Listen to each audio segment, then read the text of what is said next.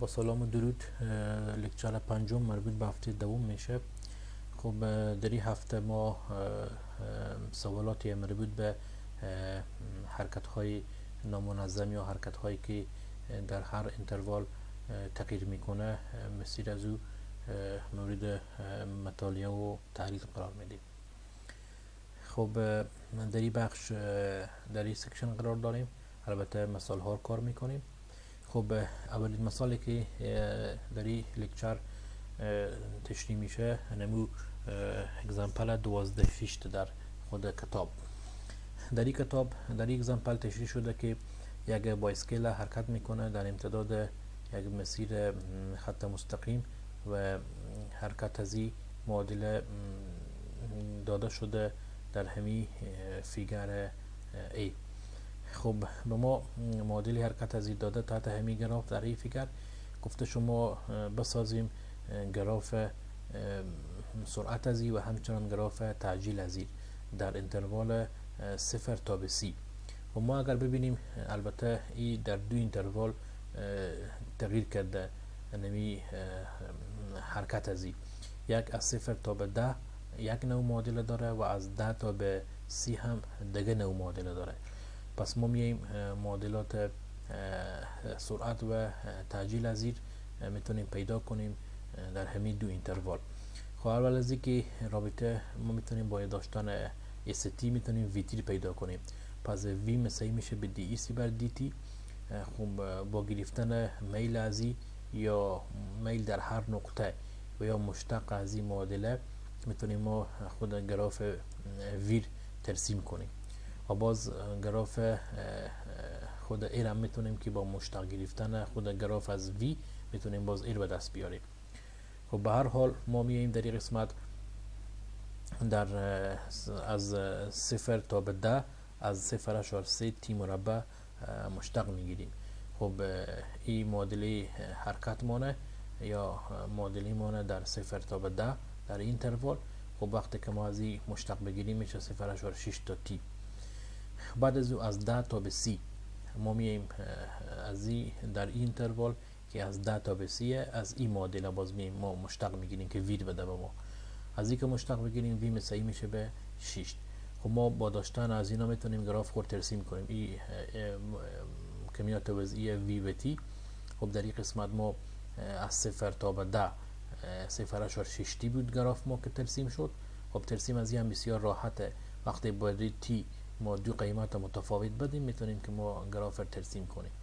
خب وقتی که مثلا ما به تی بدیم 10 این نقطه میشه 6 با ما. خب میتونیم ما این نقطه ترسیم کنیم گراف یا قیمت ها دیگه هم بدیم میتونیم ترسیم کنیم. خب در قسمت بعدی از 10 تا به 30 قیمت ازی هست 6. خب مستقیم این گراف هم با داشتن 6 از روی ازی میتونیم که این هم ما ترسیم کنیم. خب به هر حال ما برای از اینکه خواسته باشیم مثلا میل پیدا کنیم، مثلا ما بیایم میل پیدا کنیم من این گرافر. خب البته میتونیم میل گراف استی خورم ما در هر انتروال خواسته باشه میتونیم ما پیدا کنیم. خب طور مثال میل از این خط را ما پیدا کنیم بین 10 و 30 چون یک خط مستقیمیه ای میل از این در تمام نقاط ثابته.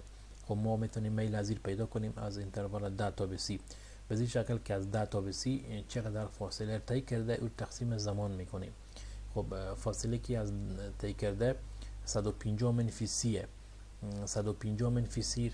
خب ما میتونیم که با وضع کردن قیمت تی 20 به این معنا که 20 ثانیه طول کشیده که یعنی از این نقطه تا به این قسمت رسیده.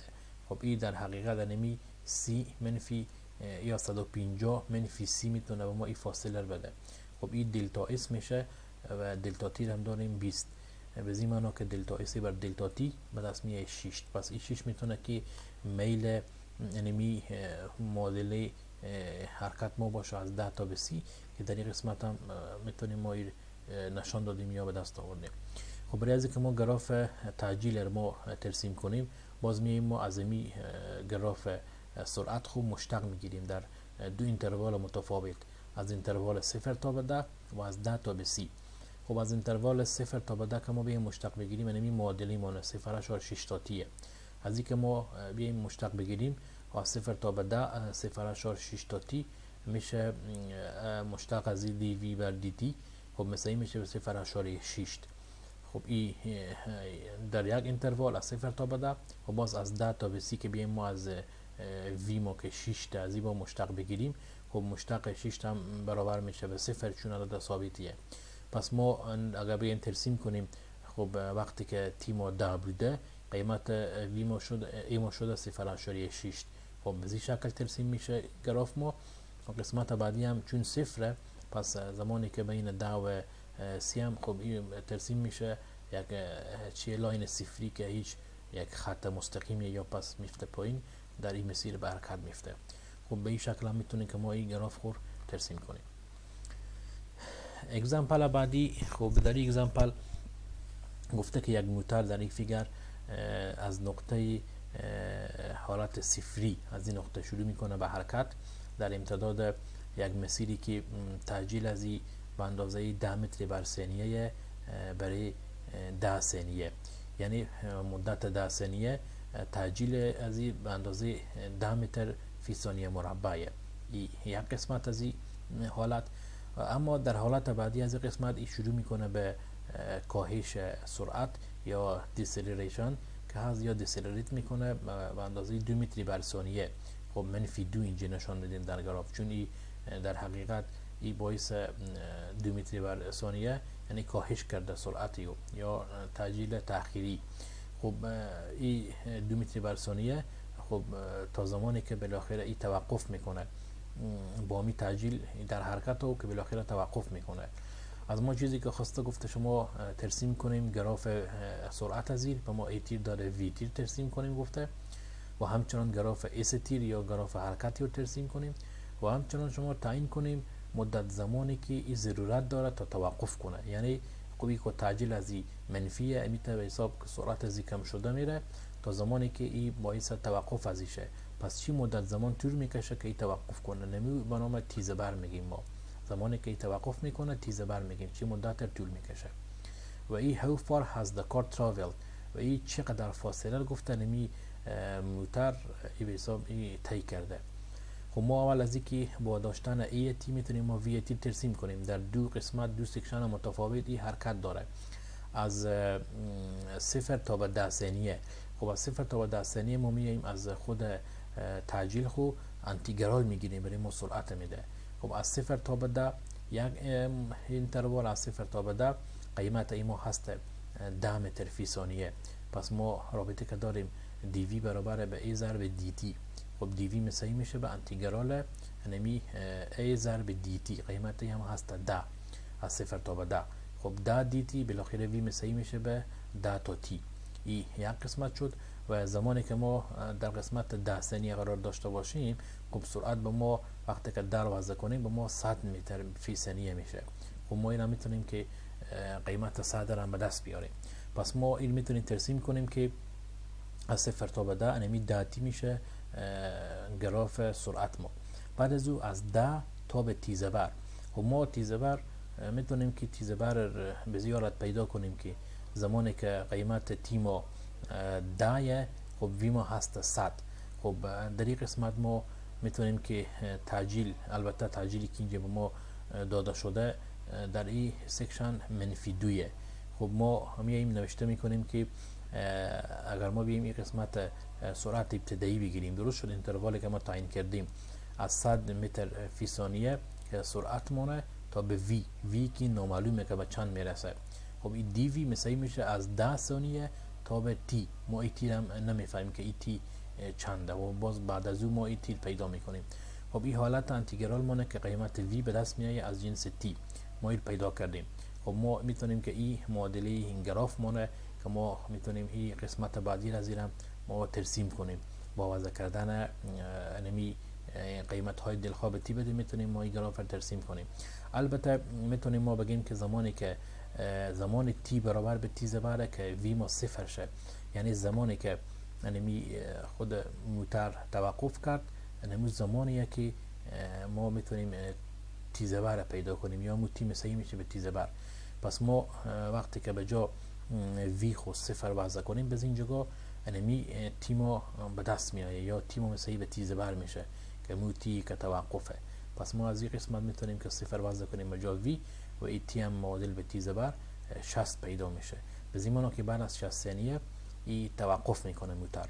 پس ما میتونیم که اینجا با داشتن 60 هم این قسمت ما به دست بیاریم که از بین 10 تا به 60 ای 60 میشه و بعد از دو گراف ترسیم کنیم. بسیار به راحتی میتونیم ما گراف ویتیر ترسیم کنیم. بعد از او ما میایم گراف استیر به دست میاریم. با داشتن ویتی ما میتونیم استیر به دست بیاریم. به این معنی که ما میایم از ویتی انتگرال میگیریم و ما گراف استیر میده. خب در دو اینتروال از 0 تا به 10 از این 10 تی انتگرال میگیریم و باز از 10 تا به 60 میایم ما از این گراف بعدی که این معادله میشه انتگرال میگیریم. خب ما گراف ترسیم میشه. خب در این قسمت ما که بیاییم از 0 تا به 10 خب رابطه که بین از اینا هسته دی اسم صحیح میشه وی ضرب دی تی. خب قیمت وی ما از 0 تا به 10 تی بود. ما از این انتگرال بگیریم به این شکل اسم میشه 5 تی مربع. یک حالت از سکشن بعدی که از تی و 10 خب از 10 تا به 60 ما وقتی که قیمت تی 10 بدیم قیمت اسم میشه 500. از این میتونه که حالت ابتدایی باشه یا اینیشیال کاندیشن از او. پس ما از اینتروال 10 تا به 60 که بیایم ما انتگرال بگیریم قیمت وی مانه یا معادله حرکت ما از 10 تا به 60 نمی بود که پیدا کرده بودیم.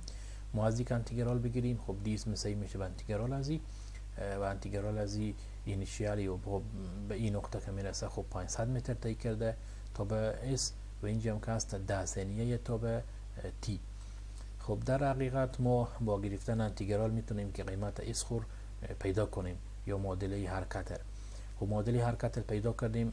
پس ما در دو سکشن از سکشن 0 تا 10 5 تی مربع شد معادله ما و از 10 تا به 60 این شد یک پارابولا درجه دوی به این شکل که ما این به دست آوردیم و ترسیم کردیم.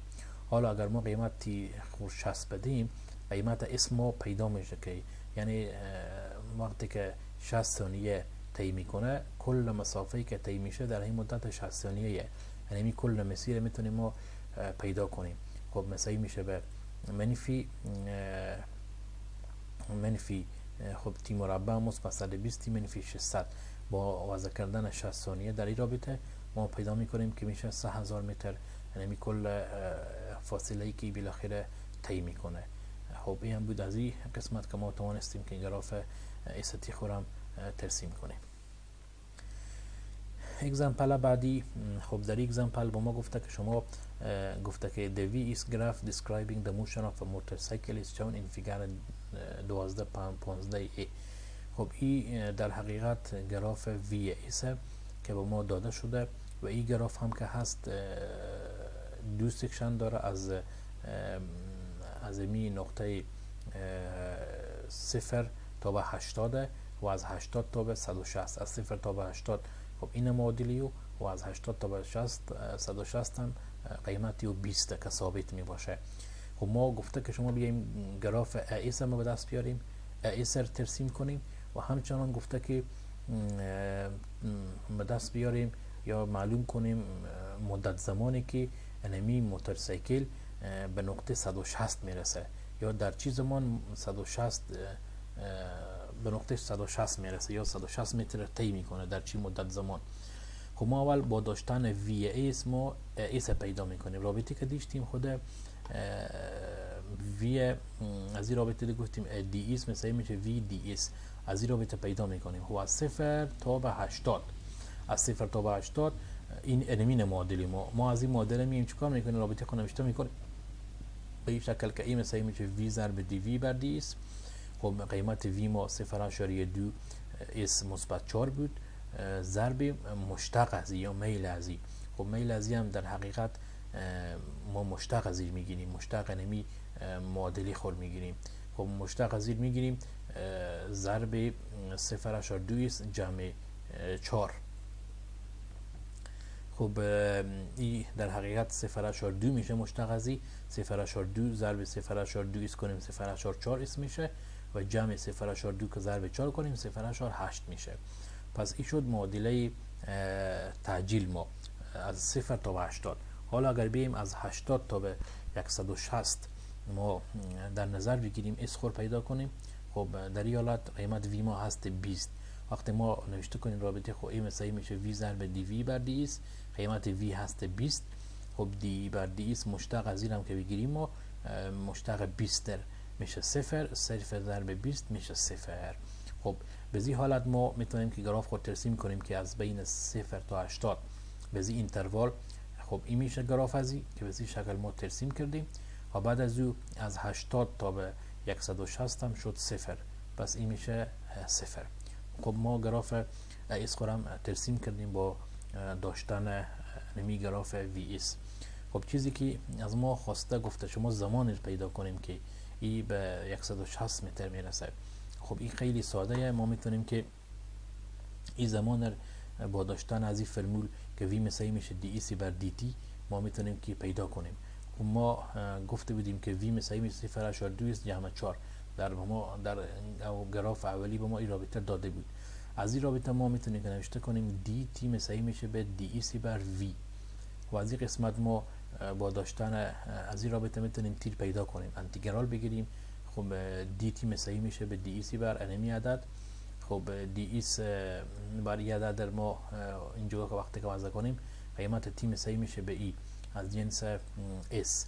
خب ما در 80 ثانیه در 80 متر ما میتونیم که پیدا کنیم که در 80 متری در این نقطه که برسه میتونه که انمی قدر زمان طی مدت زمان طی کنه که 80 متر فاصله طی کنه به این مدت زمان با وضع کردن قیمت 80 متر در این معادله.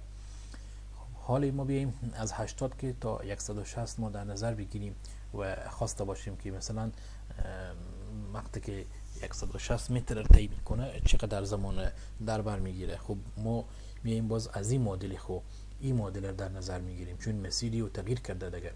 خب ما این معادله که در نظر گیریم به این اینتروال، خب قیمت تی باز از این رابطه که به دست میایه خب با استفاده از این فرمول میتونه که این قیمت تی باشه. خب وقتی که ما 160 رو باز به این معادله وضع کنیم خب قیمت تی ما میشه 112 میشه. پس ما میگیم که زمانی که انمی موتورسیکل 160 متر فاصله طی کرد میتونه که 12 ثانیه طول بکشه تا این انمی 160 متر طی کنه با همی تحت همی گرافیک ای در حرکته. خب این بود موضوعات سوالاتی که مربوط به این بخش بود. ما سه موضوع سوال کار کردیم.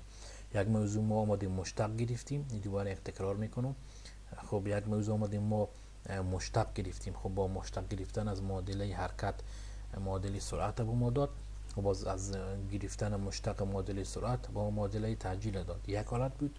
حالت بعدی آمدیم به ما از معادله تعجیل انتگرال گرفتیم به ما معادله سرعت داد و باز از معادله سرعت آمدیم انتگرال گرفتیم معادله حرکت داد به ما. این حالت بعدی. و حالت سومی که ما کار کردیم اینجا به ما رابطه به ما وی اسکرو داده. وقتی وی اسکرو میده و اسکرو از ما میخواه خب ما میایم از این رابطه استفاده میکنیم. ما میایم میل ازور ضرب خودمو سرعت میکنیم یا میایم دی وی بر دی ایس که هسته مشتق از میگیریم ضرب خود وی میکنیم. با ما استفاده از این رابطه ما میتونیم که گراف هایی که مربوط به وی اسکرو باشه ما بتونیم پیدا کنیم. یک حالت استثنایی وی اسکرو داریم ما اینجی. خب این حالتیه که متفاوت از همگی. پس ما به این حالتی داریم که با این فرمول استفاده میکنیم و به این شکل میتونه که سوال ما حل و فصل شه. خب تشکر. این بود موضوعاتی مربوط به درس امروزی.